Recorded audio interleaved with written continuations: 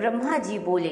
इसके पश्चात शब्दादि पंचभूतों द्वारा पंचीकरण करके उनसे स्थूल आकाश, वायु, अग्नि, जल और पृथ्वी, पर्वत, समुद्र, वृक्षादिक और कालादि से युग पर्यंत कालों की भी मैंने रचना की तथा और सृष्टि के बहुत से पदार्थों को मैंने रचा।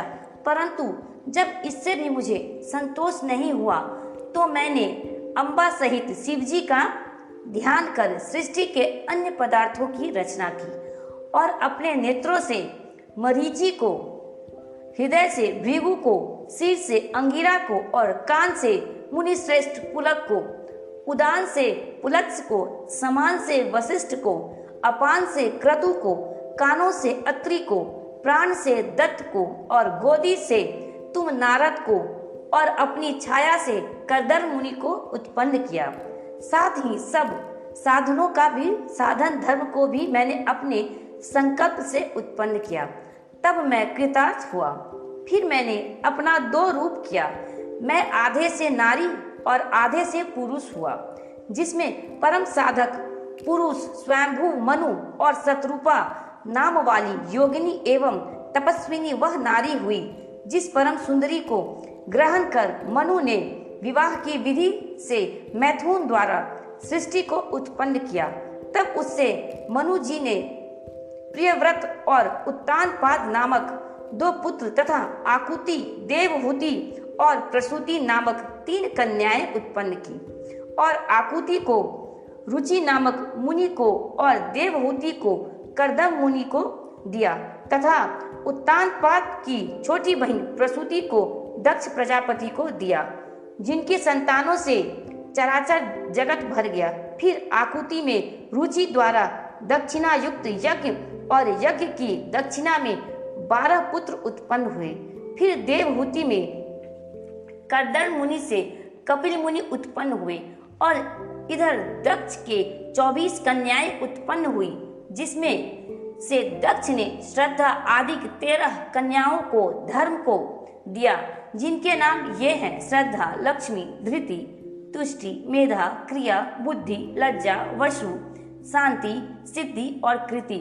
फिर इनसे छोटी 11 कन्याओं ख्याति, सत्युत, संभूति, स्मृति, प्रीति, क्षमा, सन्नति, अनुरूपा, ऊर्जा, स्वाहा और स्वधा को क्रमशः भृगु, भव, मरीचि, अंगिरा मुनि, पुलत्स, पुलह, क्रतु, अत्रि, वशिष्ठ, वहरी और पितर को दिया, जिनकी संतानों से त्रिलोकी भर गई। फिर तो शिव जी की आज्ञा से प्राणियों के क्रमानुसार असंख्य जातियों की उत्पत्ति हुई और जिसमें ब्राह्मण श्रेष्ठ हुए। कल्प भेद से दक्ष के साथ कन्याओं की भी उत्पत्ति कही गई और जिनकी संतानों से पाताल से लेकर सत्यलोक तक यह चराचर जगत व्याप्त हो गया तथा कुछ भी शून्य न रहा। इस प्रकार शिव जी की आज्ञा से ब्रह्मा जी ने सृष्टि की रचना की।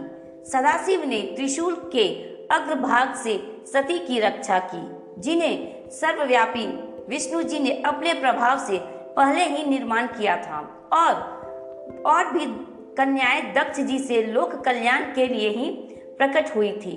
इस प्रकार शिव जी ने भक्तों के उद्धार के लिए बहुत ही लीलाएं की, जिनका वाम अंग वैकुंठ और दक्षिण अंग मैं हूँ। इस प्रकार मैं, विष्णु और रुद्र यही 3 गुण इधर प्रधान हुए और उधर इसी प्रकार सत, रज और तम 3 गुणों से जिनका मैं स्वयं प्रधान हूँ, उसमें से रजोगुण वाली सुरा देवी तथा सतोगुण वाली सती और तमोगुण वाली लक्ष्मी प्रकट हुई। सती के परा और शिवा, उमा ये 3 रूप हैं, जिनमें यही शिवा सती के रूप में शंकर के साथ ब्याही गई और पिता के यज्ञ में शरीर त्याग कर नारद से अपने पद को प्राप्त हुई। फिर पार्वती होकर तप करके शिव जी को मिली, जिनकी कालिका, चंडिका, भद्रा, चामुंडा, विजया, जया, जयंती, भद्रकाली, दुर्गा, भगवती, कामाख्या, कामदा, अम्बा, मृडाणी और सर्व मंगलदायक, भुक्ति मुक्तिदायक नाम हुए। फिर तो यह तीनों गुणमय देवियां और गुणमय तीनों देवताओं ने मिलकर अनेकों प्रकार की उत्तम सृष्टि की।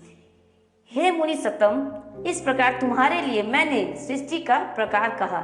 शिव जी की आज्ञा से मैं ही इस ब्रह्मांड का रचयिता हूँ।